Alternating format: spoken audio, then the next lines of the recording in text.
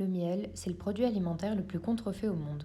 Alors comment vous orienter pour l'achat de votre miel? Je vous donne 4 critères pour pas vous tromper. Numéro 1, vérifiez la provenance. Si vous voulez consommer un miel basique, toute fleur, printemps, crémeux, alors choisissez un miel local. C'est mieux si vous voulez soutenir les producteurs autour de chez vous et ils en ont vraiment besoin. Pour changer un peu et profiter de plus d'exotisme, si vous êtes en France par exemple, vous pouvez consommer des miels étrangers, il n'y a pas de souci. Cependant, je vous conseille de vérifier que la provenance soit bien unique. Les miels hors métropole ne sont pas l'ennemi, il y a du très bon miel d'eucalyptus en Espagne, du délicieux miel de litchi à La Réunion. Mais si c'est des mélanges de Roumanie, d'Ukraine, de Chine, d'Argentine, je vous déconseille vraiment de les acheter. Déjà, gustativement, il n'y aura rien d'intéressant et en plus, il y a de grandes chances que le miel ait été brûlé lors de son conditionnement, voire coupé au sirop de glucose. Et bien que ça puisse arriver même en France, vous réduisez les chances de manger n'importe quoi en évitant d'acheter ça. Deuxième critère super important, c'est est-ce que votre miel est un assemblage? Il y a écrit Origine France ou bien c'est un miel régional?